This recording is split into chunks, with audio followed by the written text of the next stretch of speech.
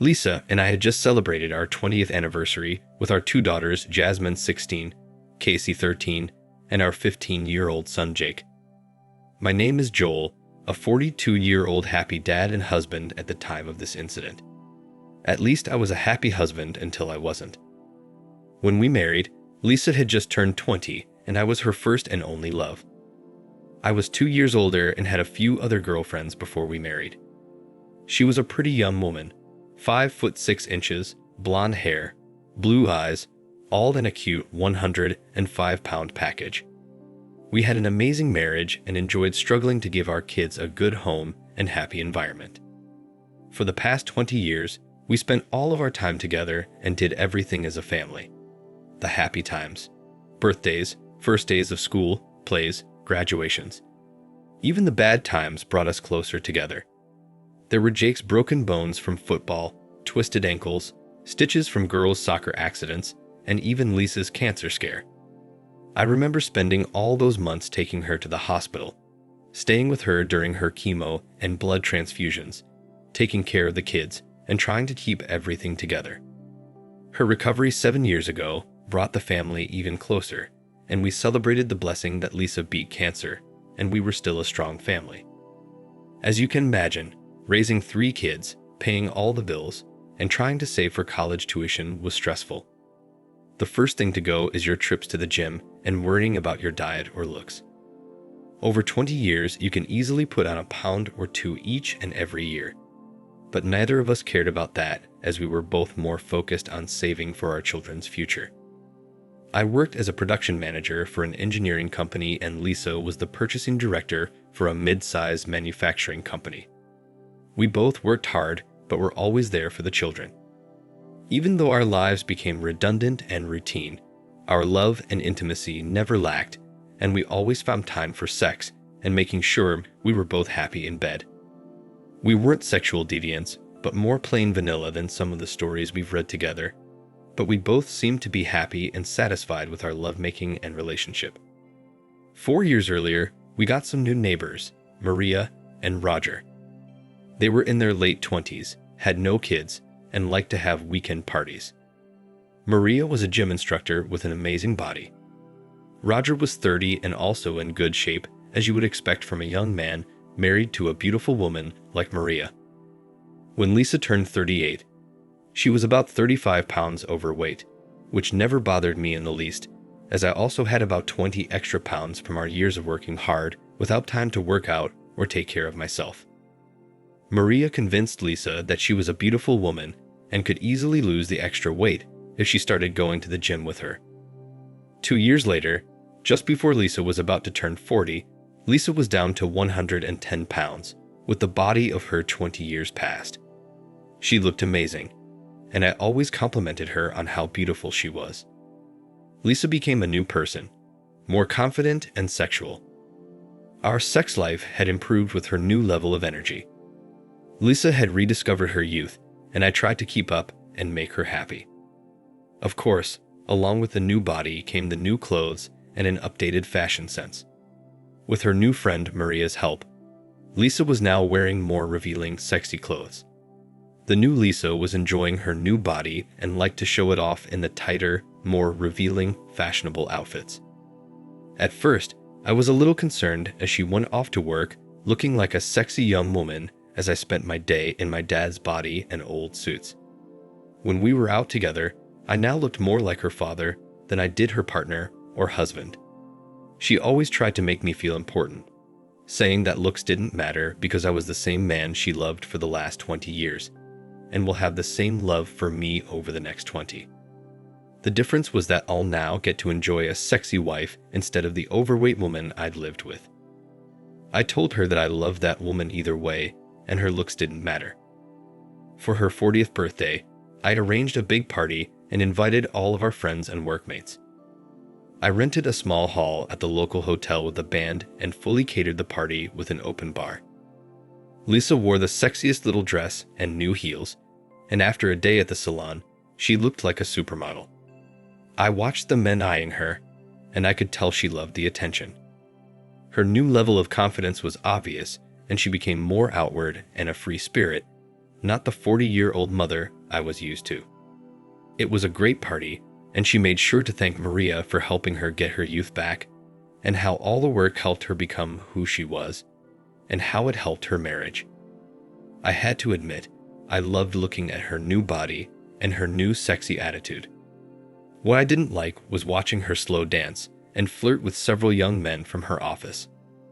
Over all the years of marriage, she never danced with other men or openly flirted, but now she seemed to enjoy the attention. This troubled me, but I let her enjoy her party and would discuss my feelings later. When I mentioned it that night after the party, she apologized and explained that she never wanted me to feel jealous or awkward, and that she would never do that again. She explained that she just got carried away from all the excitement and drinks. That night, she made up for it in bed and even gave me a wonderful BJ, which was a rare gift. She was a tigress in bed that night, and she enjoyed multiple orgasms before making sure I was completely satisfied, as she thanked me for the party in her special way. Life went on, and things got back to a normal routine, except for Lisa coming home late a few nights a week due to her time at the gym.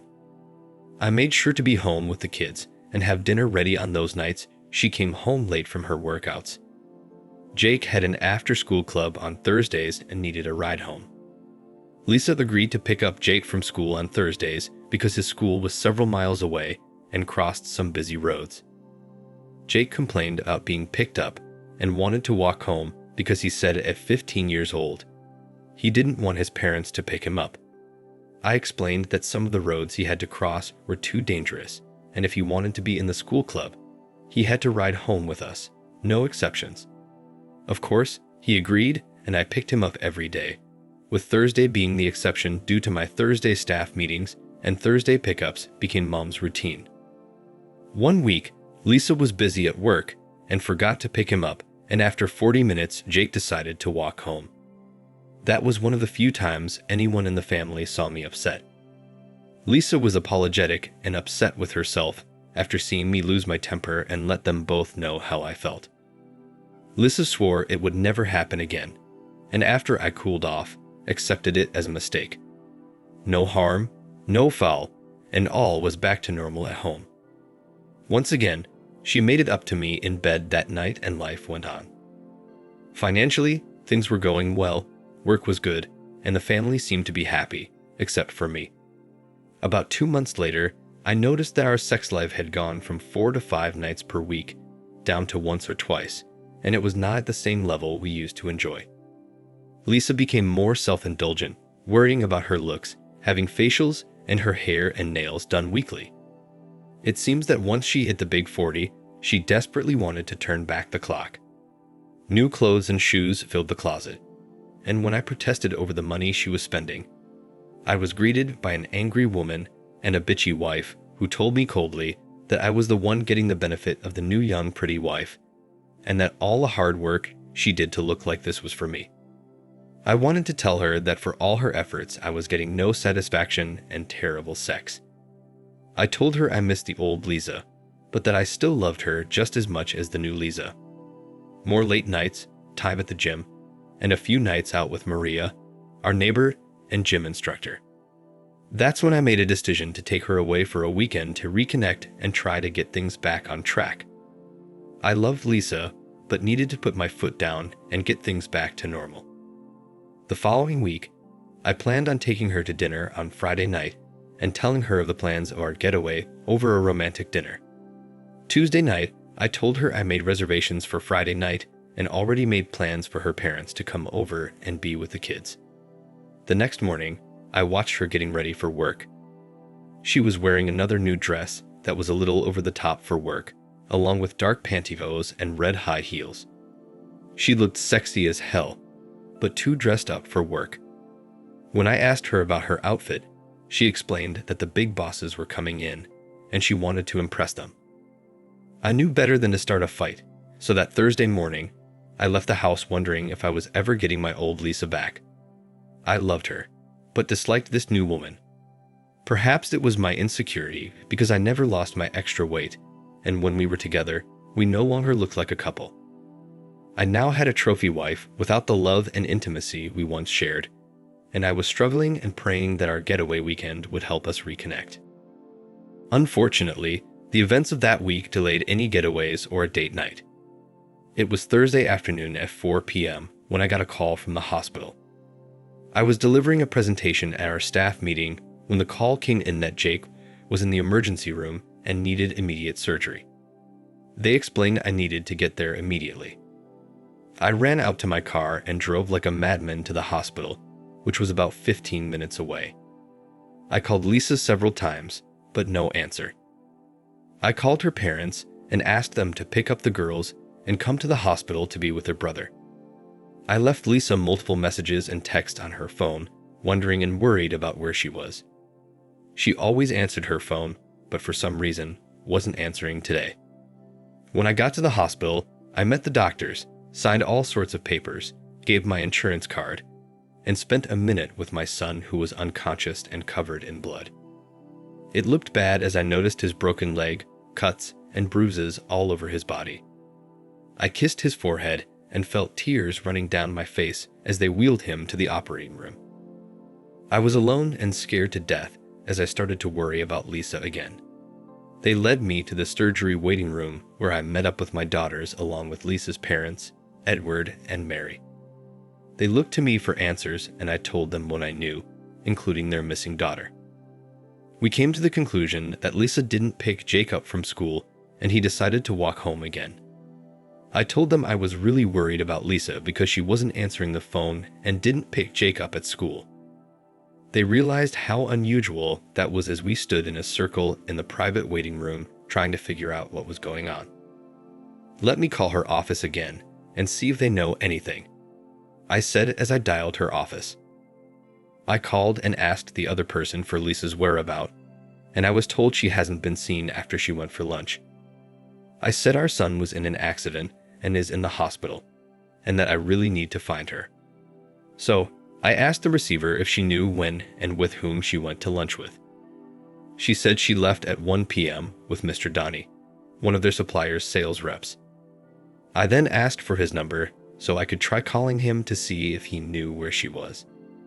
After waiting for a few moments, she sent his business number to me. I thanked her and told her to call me as soon as possible if she hears anything. I hung up and immediately dialed his number. There was no answer, and it also went straight to voicemail, and I suddenly had a very bad feeling. Not only was I distraught about my son, who was about to have major surgery, but my wife seemed to be missing in action along with some salesmen. Tears were running down my face from all the stress. Lisa's mom, Mary, gave me a hug and told me to hang in there. I was feeling anger start to build up when I heard Jasmine yell, "I found Mom, Dad." I turned to Jasmine, who was holding up her phone, and asked, "What do you mean?" She said her mom put this Find Me application on their phones to keep track of them, and it works for her phone as well. She pointed to a flashing red dot on her phone and said she's right there. I then asked, "Where is that?" She zoomed into the phone, and after a few seconds, it gave us a location. It was at a hotel somewhere downtown. When everyone heard that, they turned to me with a look of surprise. I quickly had an idea of how to get in contact with her. Unfortunately, if my idea worked, it meant the end of my marriage. Everyone watched me hit buttons on my phone. They were wondering what I was doing as I called the hotel and asked to be put through to Mr. Dunny's room. They put me on hold, and a moment later, I heard the phone ringing. After 8 rings, a man finally answered in a frustrated tone. Apparently, I was disturbing him. Hello. "Hello, is this Mr. Donny?" Yes, how can I help you? "Can you please put Lisa on the phone?" There was a short delay before he answered. Sorry, there is no Lisa here. You must have the wrong number. In an assertive, controlled voice, I said, "Donnie, listen carefully. I'm her husband, and our son is in critical condition at the hospital. Look, I know she's there, and I need to give her the details. Now, please just put her on the phone." After a long silence, I spoke up in anger. "Donnie, if her son dies before I get to talk to her, I will find you and kill you with my bare hands, do you understand? Now put her on the fucking phone." I heard the phone moving and then Lisa's voice.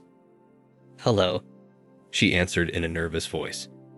In contrast, I was firm and in control when she answered. Lisa, listen carefully.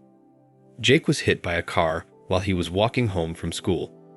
He's in surgery and in critical condition. When you get done ducking your boyfriend, please come to the surgery waiting room at X hospital. Do you understand? I heard her scream as I was disconnected from the call. I was so focused at that moment that I forgot that my 2 girls and Lisa's parents were listening to the conversation. They were now looking at me in complete shock. All the emotion from the day and hearing my wife on the phone with her lover was all my body could handle, and I actually cried. For the first time ever, I cried in front of my family. The pain was great from Jake's accident and the loss of my wife, and I could no longer be stoic and strong. I was on my knees, sobbing as my kids hugged me and cried. Maria and Roger, our neighbor, stood next to us as well. It was a sad scene, but I knew everyone needed my strength, so I stood up, kissed my girls, wiped my eyes, and spoke to everyone. I apologized to everyone for what they've just heard, and that I lost it when I heard him answer the phone. I told them that it appears Lisa spent the afternoon in bed with some salesman from work and forgot to pick Jake up. I said she's with him right now, but I'm sure she will be here shortly now that she knows what happened. I asked them to please keep her away from me because I'm not sure what I'll do in the state I'm in. I saw the anger in her mother's eyes. Mary was one tough broad and did not raise her daughter this way. She didn't approve of her daughter's recent changes and told her so, but she never would have believed her little girl could have done this. Jasmine was still crying and asked, Dad, is Mom cheating on you? I said, it appears that she is, but you can ask her when she gets here. In the meantime, let's focus on praying for your brother. He needs all of our prayers right now. We can deal with Mom later. About 20 minutes later, Lisa walked into the surgical waiting room only to be confronted by her mother. Mary walked up to her daughter and immediately slapped her across the face so hard that it would have brought down a grown man. Lisa's head practically spun around, and her face was already turning red from her mother's strike. You slut. We raised you better than this. This is all your fault. I hope you're happy. She spoke through her tears. Mom, it's not like that. Her dad grabbed Mary and looked at Lisa with a sad face. Lisa, stop it. We all know what you've been up to today. It's a shame that you didn't care more for your son than you do your lover. Now your son is fighting for his life because you were in the arms of another man. That's when our daughter, Jasmine, yelled as she cried, I hate you. You cheated on Dad, and now Jake might die. I hate you. I hope you die. Yep, this was a fucking train wreck. Lisa looked my way, but when she saw the look on my face, she turned and sat alone on one of the chairs away from the rest of us. For the next 30 minutes, we sat there not knowing what was happening with Jake, until a doctor came in to talk to the family. He explained about all the broken bones they were fixing, and the punctured lung that was already taken care of, but the problem was some internal bleeding. He explained that Jake had lost a great deal of blood and was in grave danger. He said he would need blood and wanted to take some samples to see if we could donate. Of course, we all agreed. While we waited for our blood to be drawn, I looked over at Lisa and had to ask, will we learn anything from the blood test, Lisa? Is Jake my son? She started crying harder than ever with her head between her knees. She was rocking back and forth as she cried like she had never cried before. Turns out my blood was the same as Jake's, and we ended up donating several pints of blood. A few minutes after we gave blood, I asked everyone to give Lisa and me a few minutes alone. After they gave us our privacy, I took a good look at Lisa, who was trying to avoid eye contact. I noticed how disheveled her clothes were, and I realized she must have rushed out of the hotel room to get there. Lisa, you look terrible. Your nylons are missing. Your makeup is a mess, and you haven't even brushed your hair. You smell of sex, and I'm guessing you're sitting here with your family while your body is full of your boyfriend's spunk. You couldn't be more disrespectful if you tried. That comment caused her head to snap upright and speak for the first time since she arrived. He's not my boyfriend. Please don't say that. There's no one else. I only love you. I responded with, Lisa, if he's not your boyfriend, then do you just sleep with random guys? Are you really just a slut? Please show me some respect. I'm not an idiot. You've been turning me down for sex for the last 2 months. Hell, even last night you feigned a headache and turned me down again. Why, Lisa? Did you want to be fresh and ready for your boyfriend today? Look, this isn't the time and place to discuss this. Just go home, clean up, and come back looking presentable. Our children and your parents don't need to see you like this. I don't want to discuss your betrayal or our divorce until after Jake gets better. She immediately responded, Divorce? No. Joel, you can't divorce me. I love you. Please don't say that. I said, Lisa, we'll discuss our future, but not now. I can't waste my energy on you right now. I have my son to worry about. I need to focus on Jake, not what you've done to our family. Just go home and get cleaned up. If you can't drive, I'll have your dad take you or I'll call an Uber, but you need to leave now. Jake won't be out of surgery for a while, and you should be here when he wakes up. The last thing he needs is to see you looking like this.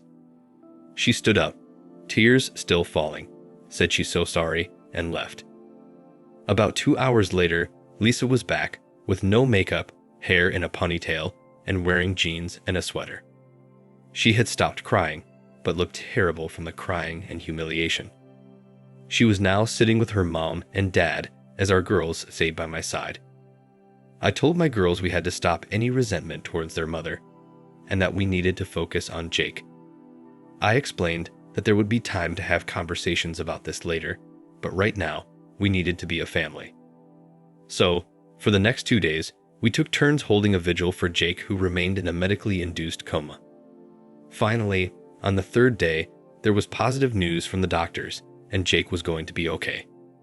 He would need to stay in the hospital for a while, but he should be able to go home in about a week.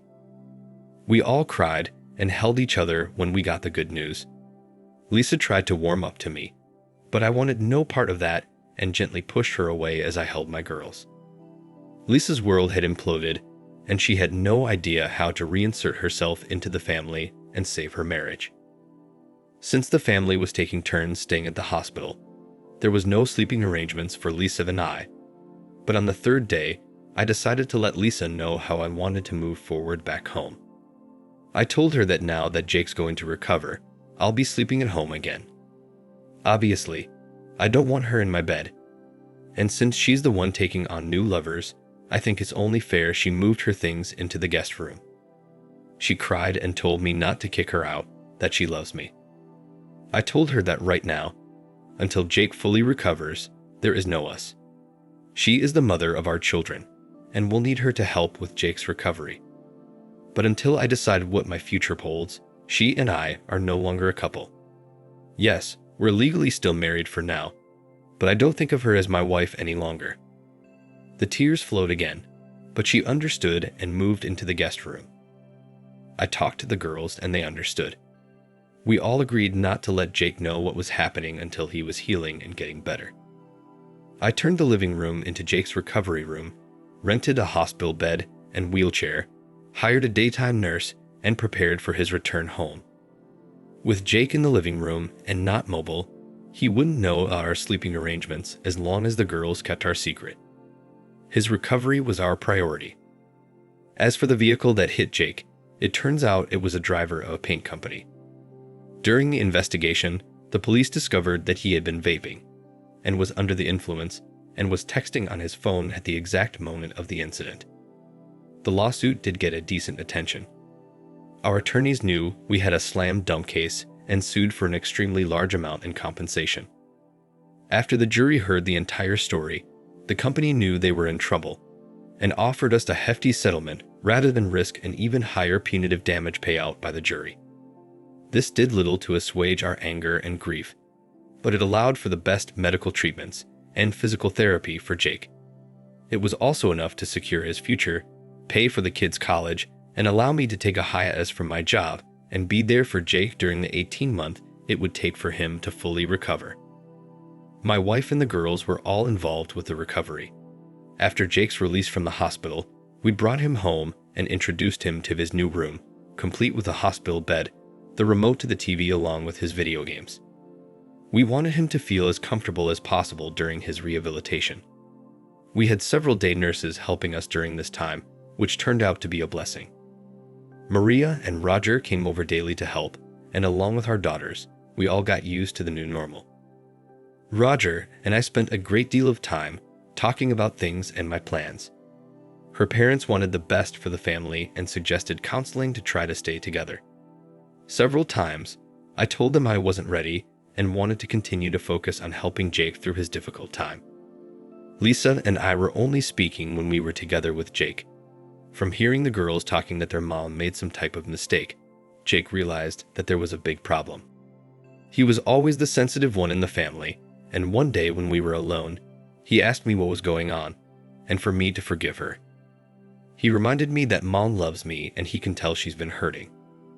I had to wipe a small tear away and tell him that our issues weren't his concern and to concentrate on getting better. That's the moment I realized that I needed to face the situation and make some decisions. I told Lisa we were going to dinner on Friday night to have a talk. Maria and Roger sat with the kids that Friday night. We went to our favorite Italian restaurant, and after several drinks, I decided it was time for the talk, and told the waiter to give us some time before we ordered. This was the first time since that fateful day I spoke directly to Lisa. Up until that night, I had only answered questions or followed along in a conversation. So, for the first time since the accident, I spoke directly to Lisa about our future together. I said, "Lisa, I know it's been hard for you, and it's not fair that you're sleeping in the guest room. Since the accident, I haven't had time to think about our future, but over the last few days, I think I have a solution to end all the stress the family is feeling about our situation. I'll look for an apartment near the house, and you can move back into the master bedroom again. Once Jake is up on his feet, I'll start the divorce process. I want to wait until he's better before he knows the entire reason for our separation." I saw a tear fall from her eye. I felt like a boy who just lost his best friend as I held back a tear for my loss. All the years of love I had for this woman were ruined by one act of selfishness, and now we were both paying for her actions. She then asked if there was any way I could forgive her and let her back into my life. I responded, "Lisa, I love you and probably always will. Besides Jake's accident, losing you has been the hardest thing that's ever happened to me. I just don't see a way back. Your selfish act of putting your boyfriend before our family and betraying my love is something I'm not sure I'll ever get over. Our son Jake almost died because you needed to be with Donnie. Think about that and put yourself in my position." She told me not to say his name, and that she's hated herself ever since that day, that she knew she messed up, and she doesn't deserve anything from me or the girls, but is there anything she can do? I told her I don't think so, and as far as I know, she hasn't done anything to resolve the situation, and that just shows she really don't care. I said once we divorce, she can go back to her boyfriend or anyone else. With her new body and looks, I'm sure she could have any man she likes. She said she deserved that, but since the accident, all she's done was try to be with Jake, and she tried not to think about what she did to me. She asked to make things right and give her another chance. I said, "Do what you want, Lisa. I'm not making any promises here. I'll wait a few weeks before I start looking for an apartment. But to be honest, whenever I think about the months before the accident, how you treated me, the lack of sex, and your narcissism, I have to believe that you really don't care. I was there for you during your sickness and worshipped the ground you walked on. You took all that love and tossed it away like a diaper full of crap. You've given what was once mine to another man, allowed him to use you, and God knows what you did with him. I don't know how I can get past that, Lisa. Tell me, how long were you dating Donnie before that day?" She said she was never with him before, that it was only that one time, and there was never anyone else. I responded, that wasn't my question. I asked how long you were dating Donnie, Obviously, you two were making plans before that day. I'm going to guess you've been having lunches, maybe after-hours drinks, special text messages, or an email or two. If I check your phone text messages or emails, will I find a relationship? You see, Lisa, giving yourself to another man is more than sex. The moment you started thinking of him, giving him your attention and intimacy, it became an affair. So, I'll ask one more time, and please be honest. Your lies or deception will not help our future. She said it started about 3 months before the accident, just before her 40th birthday. Said she was feeling old, but when he found out she was turning 40, he started telling her how young she looked and gave her all kinds of compliments. She knew it was wrong, but she enjoyed them and liked hearing that she was desirable to a younger man. Said she felt sexy, and he kept flirting, and then she let it get to her.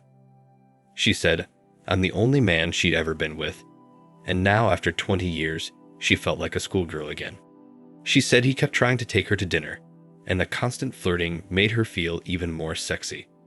When he took her to lunch that day, he took her straight to his hotel room and said he'd order room service.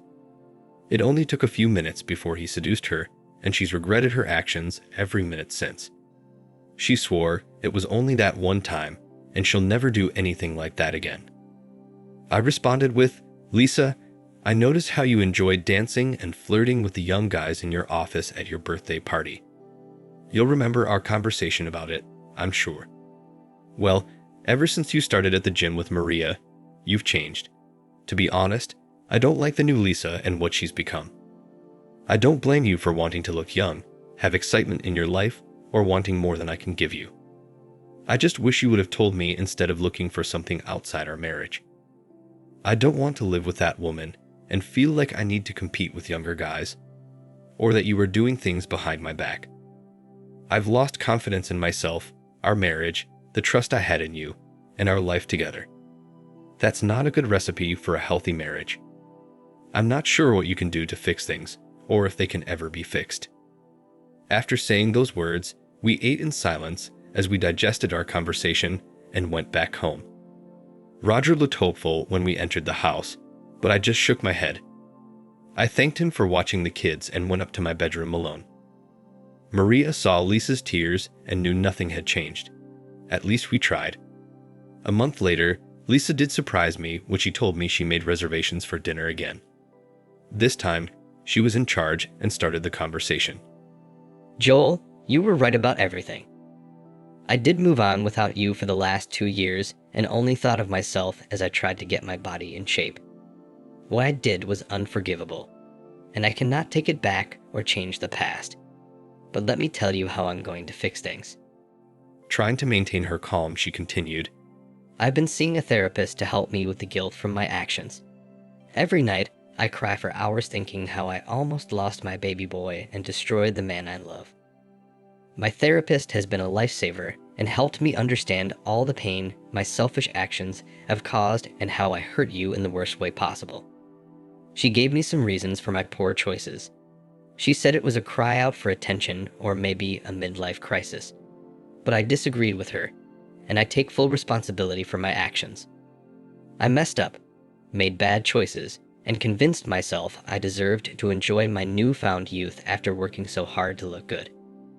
At first, I only did it to get in shape, but after I'd lost the extra weight, I started to get lots of attention from men, and it made me feel young, sexy, and desirable, which didn't help as I turned 40 years old. I could tell she was struggling to hold it together, and I just sat quietly as she continued. What's really crazy is that I loved our life, our kids, and our marriage. I never thought of hurting or cheating on you, but that's exactly what happened. It started with innocent flirting, then you saw some of that at my birthday party, but of course I didn't listen. Then it was lunches, and more flirting until I allowed myself to go and screw up my life for a meaningless afternoon of sex. I hate myself for what I did and realize now it's not who I am, and I want you to know how sorry I am for hurting you and the damage I've done to our son. You have no idea the amount of guilt and pain I live with every day. This was never about my love for you or our marriage. My actions were completely selfish. I was only thinking about myself and what I thought I deserved. What I'm telling you is not an excuse, and I don't expect you to forgive me because I broke my vows, my promise to you, and betrayed your trust and love. I will understand if you want a divorce after what I did, and I'll be sad, but you need to be happy and be with someone you can trust. In the meantime, I plan on trying to win you back. Joel, the last time we had dinner, you said I hadn't done anything to save our marriage, and I told you that I was so worried about our son that I didn't know how to save us. After you pointed that out, I spent the last month trying to show you what I've done to get you back. She was in control of her emotions and spoke in a serious tone. First of all, I've turned in my resignation today and will be a stay-at-home mom. I'll nurse Jake full-time, and we can get rid of the day nurses. I told Mr. Connor, my boss, about the affair with the supplier.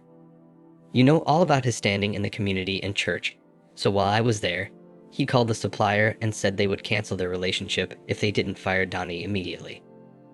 Apparently, our company is their largest customer and depends on our business for a good percentage of their revenue. I found out before we went out tonight that it wasn't the first complaint they had received and that Donnie was in fact terminated. After that, I went to see his wife, Patricia, and apologized for what we had done. I broke down and cried when I told her the entire story and how I was trying to fix things with you, the only man I've ever loved. She was much nicer than I would have been, but I think she realized how terrible I was feeling. Patricia tried to comfort me. She said it wasn't all my fault, as Donnie was quite the ladies' man and had a talent for seducing women. But she was stern and told me to never disrespect the man I love again. She wished me luck in getting us back together. She said it wasn't the first time this had happened, but that this was the last time. I think she was going to see a lawyer. After I left, I called Maria and told her I was giving up my gym membership. I also plan on continuing therapy. I realize that I'm a grown woman with a family that needs me, and I intend to be the best mom and wife possible if I'm given the chance again. I also gave all of my new clothes away and kept only a few things that are more suitable for women my age. The conversation became interesting as she continued. Over the last several weeks, I've read dozens of articles on affairs. I even read some stories where the wife gets a polygraph test to answer all the questions that the aggrieved husband would have. From what I've read, there are about 20 common questions that need to be answered. So last week, I made an appointment and went to an office downtown that specializes in lie detector exams. I had them ask me all of the questions I had prepared. They said the questions were unorthodox and not what they would usually ask, but agreed to my request. They said they would add them to their normal questions randomly. I gave them the list of questions I knew you had to be wondering about and answered them honestly. In a desperate voice, she said, "This envelope has the answers to your questions. I want you to know that I have not opened the envelope or looked at the results. I know what's true, and I'm confident these results will let you know I'm being completely truthful. I'll even volunteer to take a test every few months to prove how much I love you and that you can trust me again." I also met with an attorney and asked her to prepare a post-nuptial agreement to prove how serious I am and to try and win back your trust. The post-nuptial agreement states that if I ever get stupid again, I give up custody of the children and leave our home without support or alimony. I've read that this is common for cheaters like me. Yes, I know what I am now and what I did. I accept the title, no matter how dirty it makes me feel. I also know I need to atone for what I've done, and I'll promise to put you first always. You will find the postnuptial agreement along with the polygraph test in the envelope. I sat there stunned at her actions and her revelations about what she had done. My wife understood the impact on our family and our marriage. I said, "Well, Lisa, I have to admit I'm surprised by your actions. It does give me something to think about, but I have one serious question. Why are you trying so hard to save this marriage? I mean, you obviously lost respect for me as your husband and were looking for something better. Now, with your looks and great body, you can have any man you want. You need to be honest and ask yourself, why would you want to stay with me, an overweight middle-aged man? You've already made it clear that you wanted more than I could give you. Knowing how you felt about me, I can't understand why you want me now. I think you just feel guilty about getting caught and want forgiveness to ease that guilt. No, that's not it. I want us back because I love you. You were there when I was sick, took care of me, nursed me back to health, and never complained all those years. You've always been there for me, and I've always felt your unconditional love. I took it all for granted, and I realize now how precious that love was. There is nobody else I want, and I can't even imagine being with someone else. It's always been you, and I threw it away.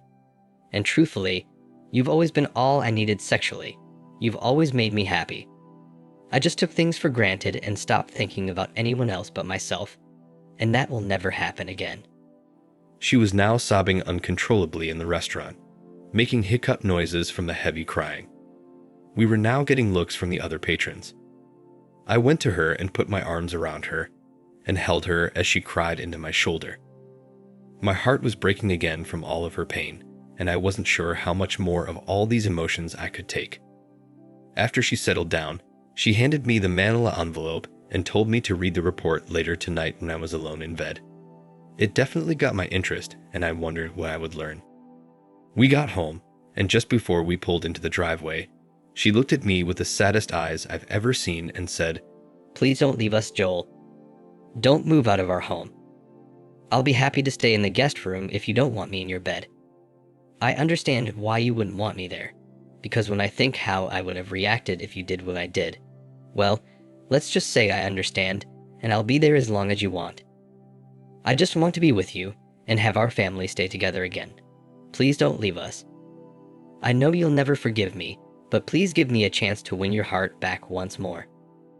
Once in my room, I took a shower, brushed my teeth, climbed in bed, and looked at the manila envelope, wondering what answers I would find inside. Would it make any difference? Did I want her back after everything that had happened? When I opened the file, I was shocked to find the amount of detail in the report from the polygraph test. I looked at all the questions and answers, all the data, and then the summary. Apparently, she did a great deal of research because all the questions I've had were now answered and in my hands. I wasn't sure I was ready, but I would soon know the truth. The questions seemed to have been jumbled and out of order so as not to allow her to know what was coming next. It was amusing as I could tell from the questions that Lisa had come up with, because a true polygraph would not ask questions this way. After reading the answers, I slept soundly that night, still not sure of my future, but somehow the answers to those questions gave me some relief. The next morning, I walked up to Lisa's room and told her we wanted to have a family meeting and asked her to join us. Lisa looked terrible. She had bags under her bloodshot eyes, obviously suffering from stress and crying. Because of the coldness from the family, her life had become a living hell. Oddly, the only person that was speaking to her, and undoubtedly forgave her, was Jake, her son, who was suffering the most. He was the first to forgive his mom. This was our first family meeting since the incident, and Lisa was nervous as she sat alone on the couch. I walked over and sat next to her, and held her hand, knowing this was going to be a difficult conversation. I said, I'll speak for all of us, Lisa. What you've done has damaged this family and left me with the most difficult decision in my life. You may not like what I've decided, but there's no other way that I can maintain my self-respect as a man. The kids have made their desires known and want our family to stay together. Up until last night, I didn't think there was a way to stop me from leaving you and moving into a new apartment. And after I read the polygraph report and what you've done to try and save our marriage, I was moved. You surprised me with your efforts over the last month. Lisa, to be honest, your cheating was devastating, but the real damage was the way you treated me and the family for the last 6 months. Then, when I learned that you mentally left us and were dating another man, I knew I was going to divorce you and end our marriage. On top of the pain that caused, I was enraged because your cheating was partly responsible for Jake's injuries, and that was unforgivable.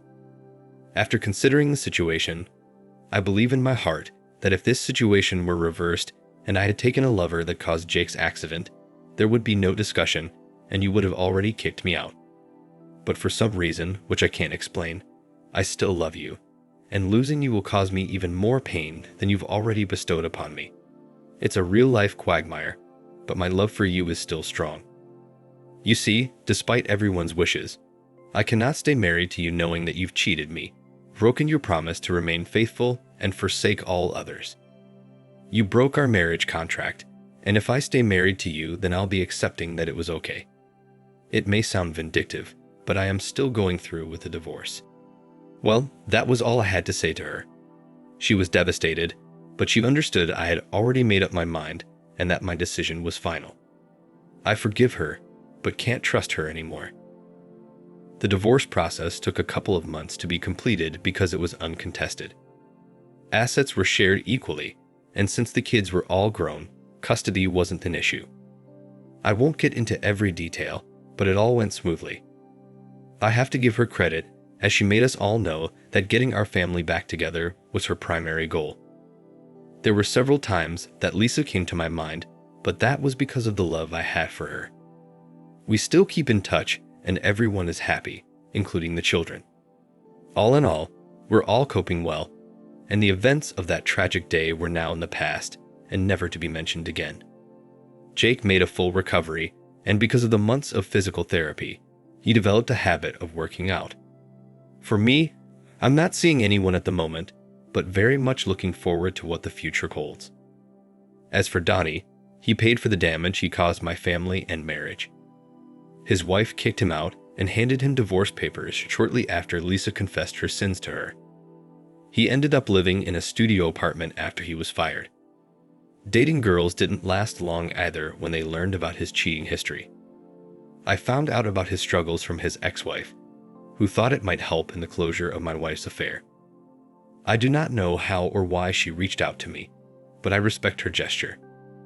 I once read a quote that says, "Sometimes, giving someone a second chance is like giving them an extra bullet after they missed you the first time and hoping that this time the extra bullet won't be used." Thanks for watching. Subscribe to the channel for more stories like this. Take care.